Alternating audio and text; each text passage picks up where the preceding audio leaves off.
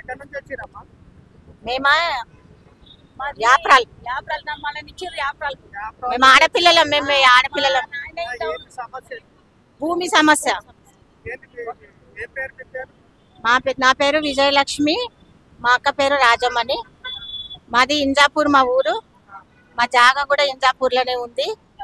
మాకు 20 ఎకరాలు ఉంది. ఆ జాగా వాళ్ళు లావణ్య పట్ట మా తాతలకు నైజాం నవాబ్ ఇనాం ఇచ్చిన జాగా.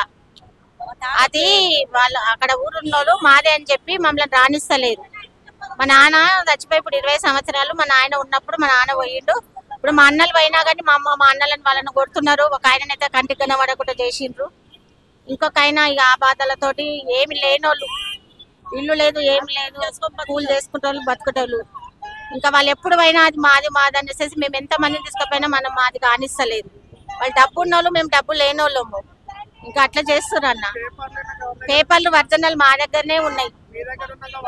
అదే కదా నాన్న, మా దగ్గర కాయిదాలు ఉన్నంత మాత్రాన డబ్బు లేదు కదా.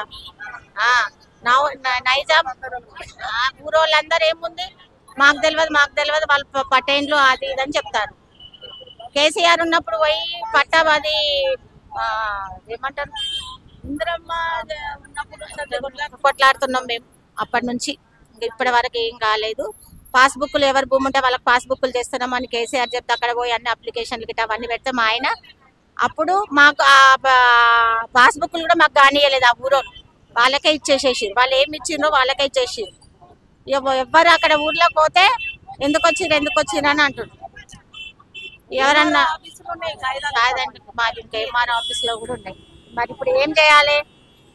మా వాళ్ళు అంతా పిచ్చోళ్ళు, వాళ్ళకు తెలివి లేదు, చదువులు లేవు. మరి వాళ్ళ ఉన్నదని చెప్తే వచ్చినాం అయ్యా. మరి ఏం చేయాలి?